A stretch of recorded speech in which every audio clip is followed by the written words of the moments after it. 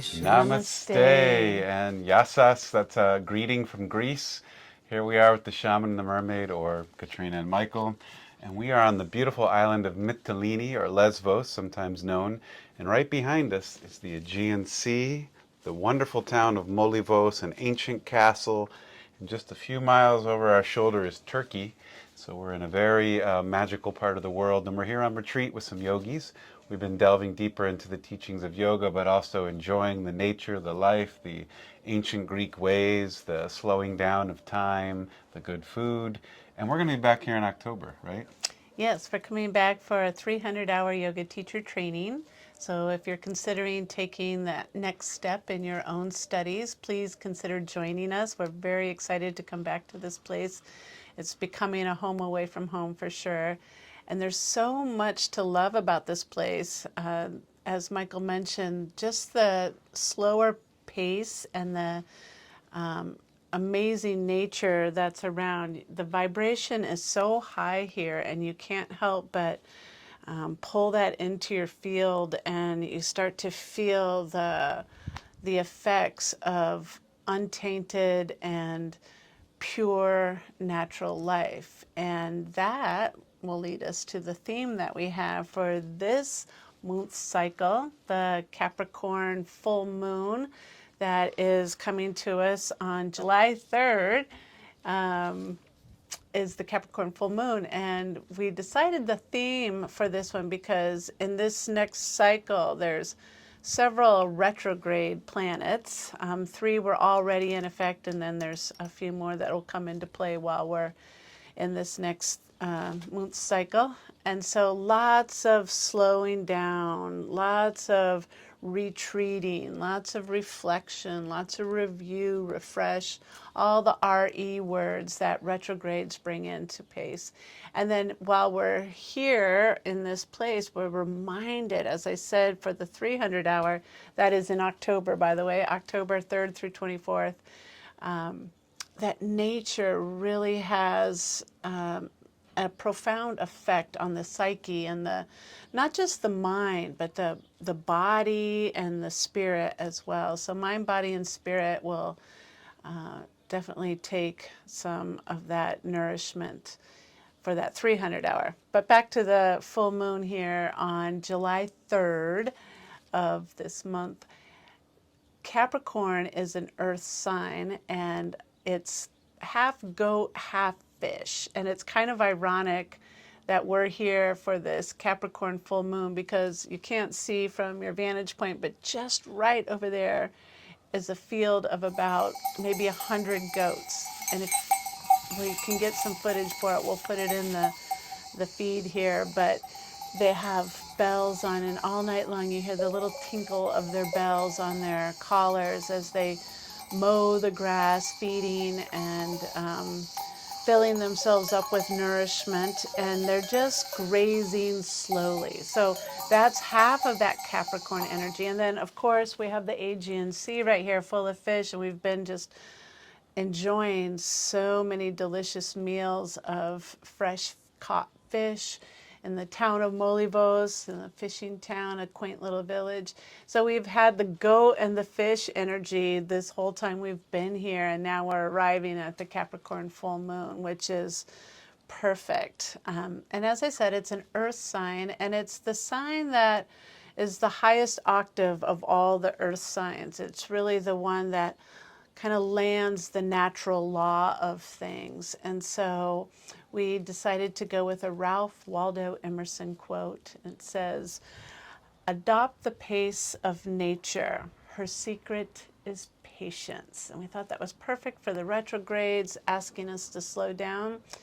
And so we'll dive into this report a little bit quicker this time because there's not so much activity during this month that we need to really showcase, but there are a few big ones, and we'll just hit those fine points and then allow more time for relaxing, another RE word, and reflecting on this beautiful summertime.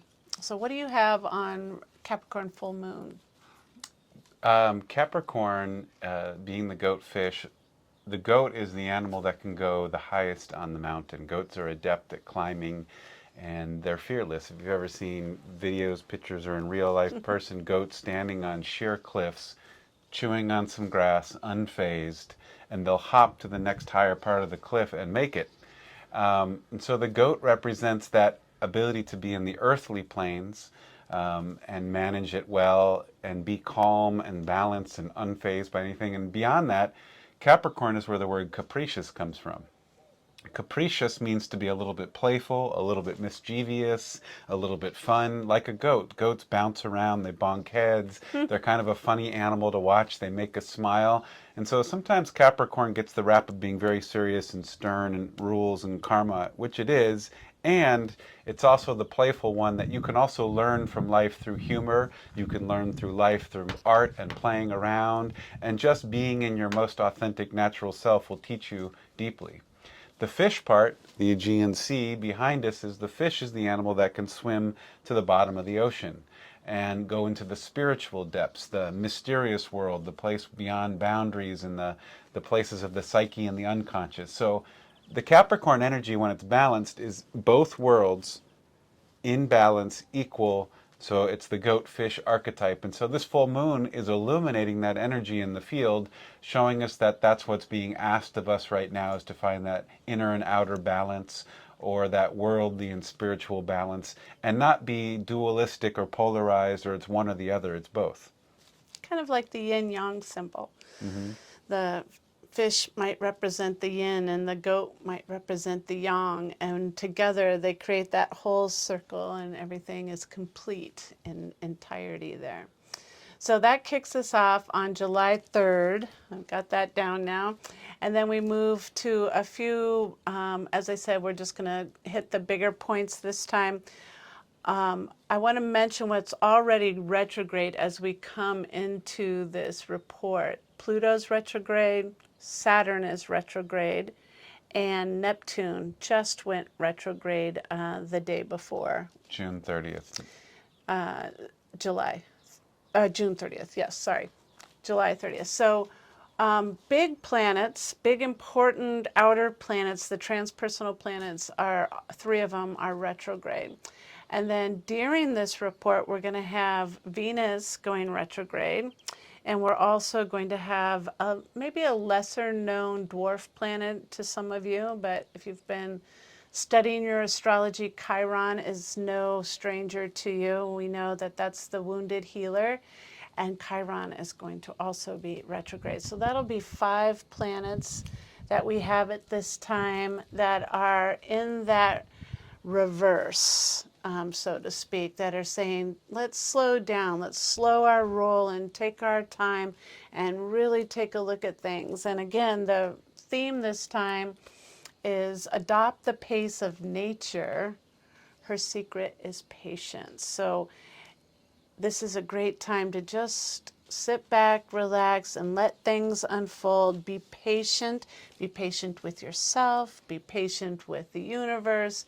Be patient in your relationships. Be patient with the seasons, and just let it all unfold as it would.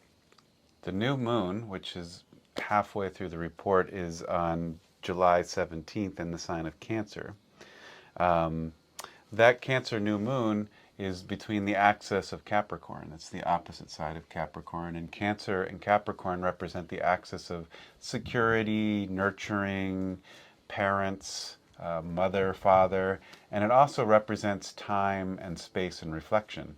And so it's naturally a time to want to reflect, to go in, to review things with that pace of nature. Cancer is like the waves of the ocean rolling in, a process that's happening. And so with that Cancer new moon happening 2 weeks after, on July 17th, it's continuing that idea of get more in touch with nature. And Cancer is your inner child and your inner parent. And it's a natural process to be in tune with those energies. And so find out what's your rhythm with your emotional body, what's the rhythm with your mind, what's the rhythm with your needs to feel supported, nurtured, but also on your journey of self-exploration. And Cancer is very, as he said, self-reflective, or looking at your inner feelings. It's where the moon is at home. And so when the moon is new in this sign of Cancer, it's a time to kind of reset how you talk to yourself internally, especially if our inner speak is ultra critical. And I know for most of us that is how it is, because I hear people telling me all the time in our counseling sessions how they beat themselves up with that inner mantra that says you're not good enough, you're not worthy, nobody will like it, on and on that story goes. So this new moon in Cancer is a great time for a reset of that inner speak, that how we talk to ourselves. I once was told that how we talk to ourselves internally is how we were talked to by our parents when we were little. So if there was strict discipline, or if there was a lack of nurturing, or if there was over discipline, as I guess I said, strict discipline, sometimes that's how we are on ourselves. And so use this time to kind of be a little bit more patient with yourself, to give some space for growth and curiosity and exploration, and getting to know yourself a little bit more, and allowing for some of your faults and shortcomings to have space too. You know, it's okay if you're not perfect. In fact, it's healthy when you recognize that you're not perfect, because truly nobody is. And so letting ourselves be more loving and nurturing in that way on that July 17th new moon. And again, adopting the pace of nature, and that is patience. I like that. And then a big one, probably the biggest part of the report, I think, is the next one. You want to speak to that, the next day? The nodes, the moon's nodes, are shifting signs. They do that every 18.6 months, so almost every 2 years. And they're coming out of the signs of Taurus and Scorpio, where they've been since about 2021. And they're shifting into the sign of Aries and Libra. If you didn't know, the nodes move backwards. They're always retrograding. And so it's part of that retrograde energy. They're entering the axis of Aries and Libra, which is self and other. And they'll be there and for another 18.6 months, so all the way into 2024. And it's a huge energy shift. The moon's nodes are not physical objects, but they are the points in space where, when the sun, the moon, and the earth all align in a syzygy, or an alignment, that you'll have an eclipse. And so these eclipse points are portals that open up and close energies. And so the next series of eclipses for over a year and a half will be Aries eclipses and Libra eclipses. The North Node, which is where the soul wants to go, where we're traveling towards what our evolutionary path is, or the middle road, is in Aries. And what do you have on Aries energy? Well, another way to say where your soul wants to go is your dharma. You know, that your soul is really wanting you to fulfill its soul's purpose. And the North Node represents that. And in the sign of Aries, that's a Kickstarter. That's the first one out of the astrological chute that says, I am. And so I feel a lot of the energy right now for where our soul is wanting to go. And all of us have a different personal place where our nodes are. This is the collective nodal axis that he's talking about. This is where everybody right now is getting an extra dose for their nodal push from Aries. And Aries says, take initiative, be aggressive, and don't second guess yourself. And be strong. And the warrior energy, Aries is Mars, same, right? So we have that, spiritual sword in our hand, and we're ready to cut through our own bullshit. It's not beheading somebody else. It's beheading our own demons and taking initiative to really clear some of the gunk out of the way that's in our way, usually the stuff we've placed there ourselves. And that takes a lot of confidence and a lot of courage and a lot of prowess to pick up the sword and take the fight. And I feel like that's what the collective movement is to stand in your power and be who you are. And that's where your soul is asking all of us to move into. And it's not to be domineering. That's when it's out of balance. It's not to be overpowering and controlling. That's also out of balance. It's just to take ownership of who you are on a soul level and really, storm the castle. Storm the castle. That's a giant castle on top of that hill. Troy, actually. Troy. One thing I would add with the Aries energy from one of our teachers, Kaipacha, is that Aries, when it's in its fullest, shriest expression, is open-heartedness and vulnerability. Yeah. It takes vulnerability to be who you are authentically. It takes vulnerability to show up and go for something. And it takes a lot of courage and warrior power to be that authentic self and say, here's my heart, like Hanuman, and step out there. And so then if you apply the theme that we're using this time, adopt the pace of nature, her secret is patience.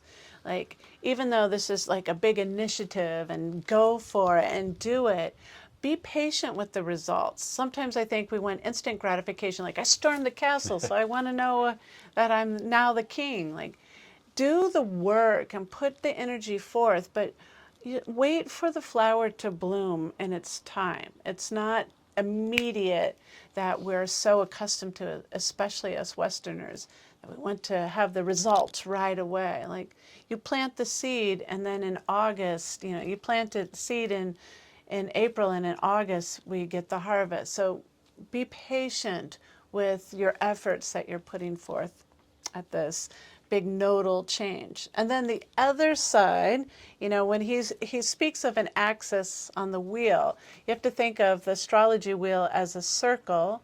And over here, the very first one is Aries. And on the opposite side of the wheel, its complementary energy is Libra. So if Aries is I am, Libra is we are.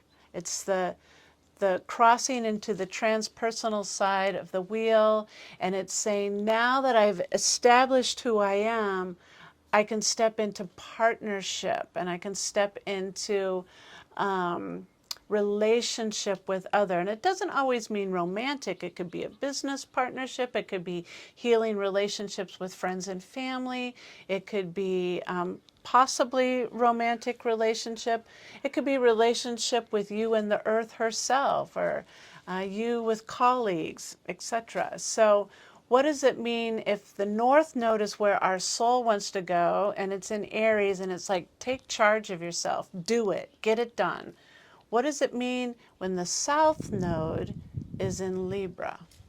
What is the collective message there? That's a question for me. Yeah, like, I looked at him. The South Node is what we need to heal, repair, resolve, and also, like fruits, bring to fruition, something that is coming into its fullness but not quite there. So there's healing being asked collectively around relationships. And as Katrina said, there's many levels to relationship. And so in these next 18 and a half months, all the way through late 2024, the theme, the collective weather, the collective astrology is to take a lot of review through how you relate to things and how you see others. The big piece about relationship is, we've been talking about this at our retreat, we don't see the world as it is, we see the world as we are. We see the outer world the same way that we feel in our inner world. And the example we gave in our retreat, somebody who's always grumpy, and they see the world through grumpy eyes. People are jerks and they're cutting you off and everything's not good enough. And then there's the person who has enthusiasm and an open heart and they're genuine and they see other people as kind, and that person who cut me off, they just forgot to turn on their blinker and it's okay. And they see the world as they are. And so this Libra is an opportunity to change the way, really, how we are in our inner world so that we can see a clearer perception of the outer world. And the world will change as we do. It's maybe not necessarily a Western concept, but Gandhi said it, be the change you want to see in the world. And that's the Aries-Libra axis. Aries is find your heart, be open-hearted, be vulnerable, go for it, and the outer world will follow. And then again, apply the theme to working on that, relationship healing, and don't expect miracles just because you said I'm sorry, or you called up and asked for a dinner date, or whatever it is. Like, give it space, patience, adopt the pace of nature. Her secret is patience. Allow for the other to have their time for reflection, all the RE words, or let them revisit or ruminate. I guess that's not an RE word, but it fits, to decide what they want to do. Healing is not overnight. Healing takes time. And if we're working on collective healing for our relationship wounds, then patience will definitely be a virtue at this time. Amen. So then we wind up at the next full moon. We did skip a lot of aspects. You got the Venus retrograde, yeah. I guess we could talk a little bit about it, because there's a significant piece for this Venus retrograde. Go ahead. It starts July 22nd, and its retrograde will last through the end of August. And Venus goes retrograde once every 18 months. It's similar to the nodes. It's a rarer event, not as frequent. And right now, if you go out in the evening and look to the west, as the sun sets, you'll see a very bright light in the sky. Katrina's looking there because that's west, and Venus can sometimes show up in the daytime sky. Well, that brightest light in the western sky, no matter where you are, is Venus. And Venus is about to hit her brightest point, and then she will start to descend. Each night she'll get lower and lower and lower in the sky after July 22nd until she disappears. And she'll be gone. 40 days and 40 nights. 40 days and 40 nights. It's an important number. It shows up in a lot of traditions. Things in the Bible are 40 days and 40 nights. There's things in the Mayan tradition with 40 days and 40 nights. And she will then resurrect on the other side of the sky in the morning. And what will she become? Morning star. So you will find Venus now, not at night, but early in the morning at 4 a.m., at 5 a.m., just before the sun comes up. A bright star will be at the horizon to the east, and she'll be in the east for 18 months until 2024. But you have to wait those 40 days for her to come up on the other side. And I guess if we're giving due mention to Venus in her retrograde, and just to point out, Venus is self-love. And so as she's taking a dip into the underworld for reflection and review in her retrograde, do the same for your own in your self-love. Like, take a little inventory. Are you taking care of yourself? Are you respecting yourself? Are you nurturing that inner being, the soulful part of you, so that you can be that best version of yourself that steps out into that Aries North Node energy and fulfill that dharmic call? And then the other retrograde that is happening this time is Chiron, and I think it's significant to say that the wounded healer also needs patience and nurturing too. Like, when you're looking at your self-care from the Venus retrograde, some of those Chiron wounds might be coming up, and love on yourself. Take time. Don't force any radical change. Just be reflective. Do a lot of journaling. Sip a lot of tea. Enjoy the sunsets. Take in the life, the joie de vie, and then pretty soon the flowers bloom and everything comes back around to the full harvest of yourself in a few months. I like that. Well, let's go enjoy the joie de vie. Yes. And go visit with the island life here. Thanks for visiting. We'll see you on August 1st and Lamas for the next full moon. In the meantime, adopt the pace of nature. Her secret is patience. Namaste. Namaste.